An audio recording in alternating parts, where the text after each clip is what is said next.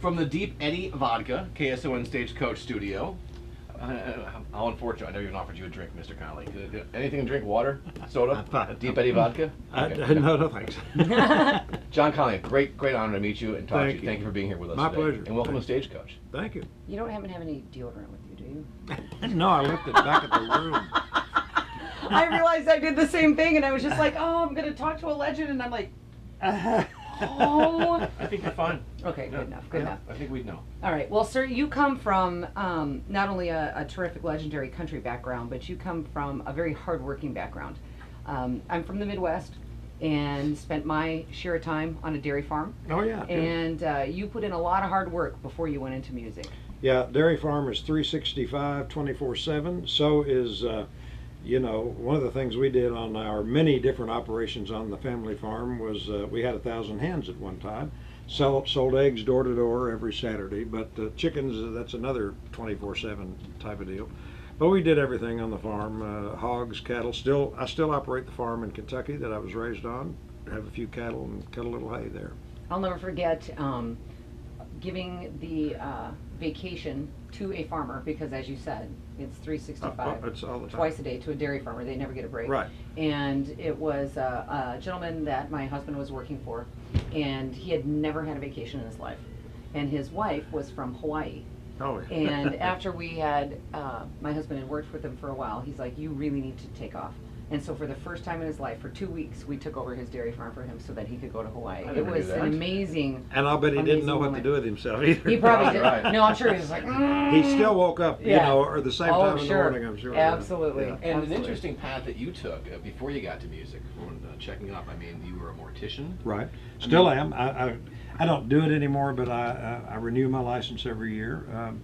I did that for 6 years right out of high school and got my licenses. And you know, I was called to do it. I mean, it was a calling, and Interesting. It's an important. It served me well in the later years, just dealing with people when they're going through a tough time. The toughest thing most of us will go through is saying goodbye to a loved one, and so I learned so much about people doing it. You know? And it probably was affected in your music after that. I think so. Yeah, sure. Absolutely. And not just that, because I know, just because I've watched it or we get emails and things on it, I imagine that when you get a letter or you meet somebody who said your music helped me through something, Right. that background Exactly really right. helped. Sure, yeah.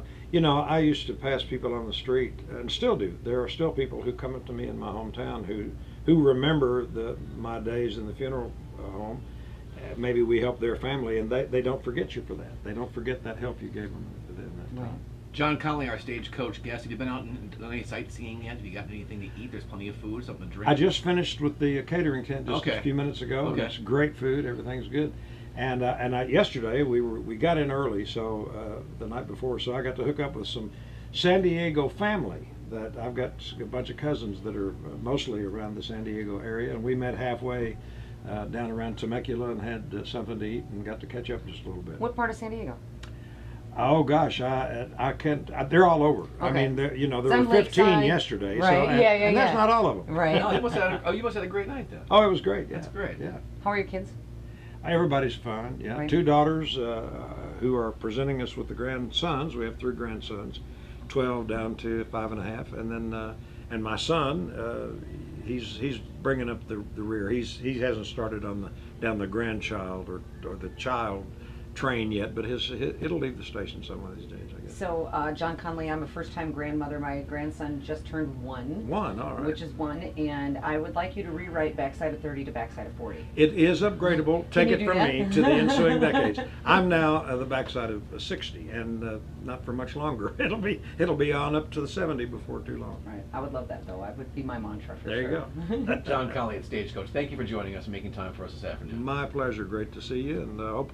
Well, you know, we used to come to California once or twice a year. We haven't lately for for different reasons. But I'm hoping we get to come and visit more often. I love coming out here. We'd love to have you. Thank you much. I'd love to come visit the farm, but I will not go in the hen house because It's a they certain scare kind me. of- Oh no, I had buckles on my boots, and you know how they like shiny Oh yeah, things? they do. Yeah. And they went all crazy on me, and it freaked me out. I'll go with the cows any day. Okay. Were you, But not the were you chickens. attacked by chickens? Yes, they flipped me That's out. now that's a story I have not heard, and I'd like to Yeah. hear that sometime. Yeah, roosters flogging you on your legs when you're a kid, and somehow they like to attack children. They do, because I More think than they know adults. it scares us, and Yeah, they're so like, they're bullies on top of it. Exactly right. Oh, well, they're already waking you up at 3:30 in the morning. bullies so. with beaks. Yes.